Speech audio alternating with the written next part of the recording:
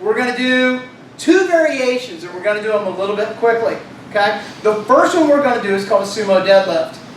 The reason I like to teach it is, I would argue it's the most functional lift you can learn how to do.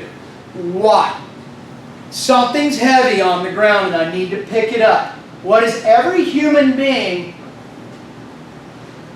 hopefully going to do when they begin to pick that bell right there? I'm going to pick it up. What's the first thing I'm going to do? Organize. I'm going to address it. No, I don't know that. I'm just a human. I haven't lifted weights. I haven't been to this seminar. Oh. Okay? I'm going to address it. I'm going to walk up to it. If I'm going to lift it, do I do it from over here? Get close. Right? I'm going to walk up to it and address it. Would I like to pick it up with my feet as close as possible? No. I want to increase my base of support. Right? Open it up a little bit. Why? Triangles. Biomechanics. At the bottom of it, what shape will I probably be making? Triangle. A triangle. Okay? So, without knowing how to do it, how do you think I would begin to get down to the floor? And this is a problem with our culture, is because we don't shit or eat on the floor anymore. And both don't happen at the same time. Right? We have lost capacity for understanding the sequence of movement of how our body moves. If I'm going to sit down, just stand there for a second, imagine a bench behind you, and sit back towards it. What's the first thing that moves? Holy shit, you just did a hip hinge. I don't sit down like this. Some people might. I do.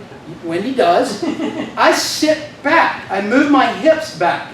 So I've increased my base of support. I do a hip hinge. I grab the thing, keeping it as close to my body as possible. Would I pick it up that way? As far away from me? Why? Am I stronger out here or weaker? If I gave you 2 dumbbells and said run down the road, would you put them out here? Or put them right here underneath your axial load?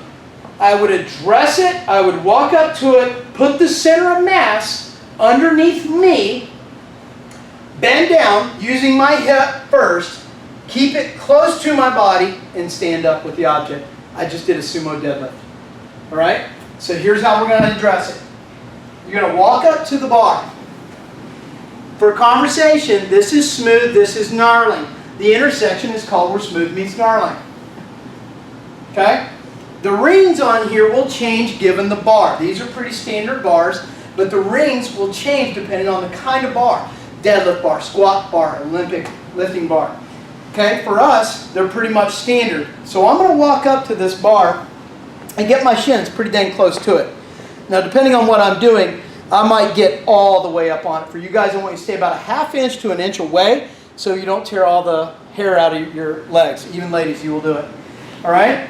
I'm going to set up a pretty wide squat stance. My toes are pointed out.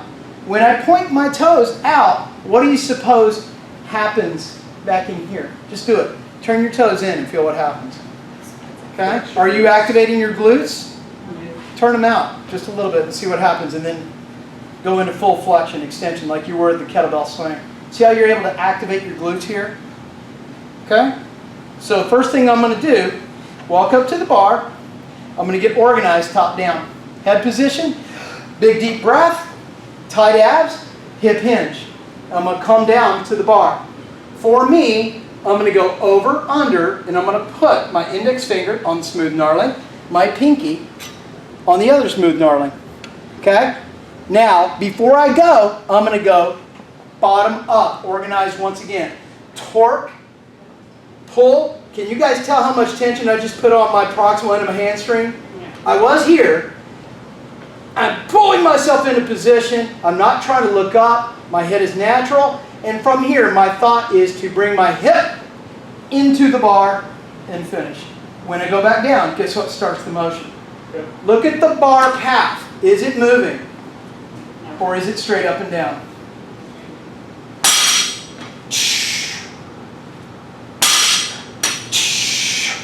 Every time you go, I'm getting reorganized and staying that way. Sound fun? Jump on a bar. Straight up. Drive your hip into the bar. But it's as good as it gets. When you organize top down and then bottom up, You're breaking the C or C spine. Okay. 9 times out of 10, you're going to be in a perfect deadlift position. Build tension on the bar before you pull it up. Before the bar leaves the floor, everything is organized. Sumo deadlift. You're going to walk up to the bar. Now, first mistake that gets made, right, is that as you guys are going down, you're not flexing at the hip. You're flexing at the knee. What's the bar doing? Moving. Okay? So now when I bend over to get it, where's the center of mass? It's out. It's right here. Yeah. I'm doing a bent row, and a really shitty one. Okay? The bar cannot move. It cannot move. So when you walk up to it and address it, this is a perfect time to come back to the beginning.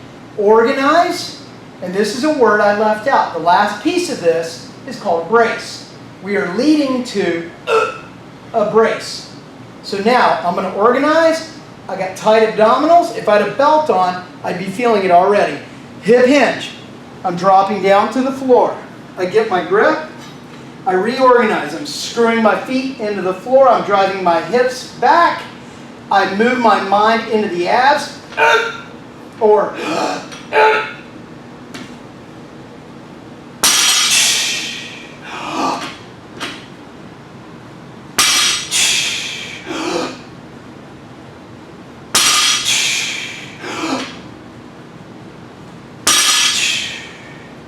once I learn how to control and manipulate my breath, I shove it into the diaphragm. I'm expanding out into the belt and drawing my ribs down and holding the whole time till I release the weight.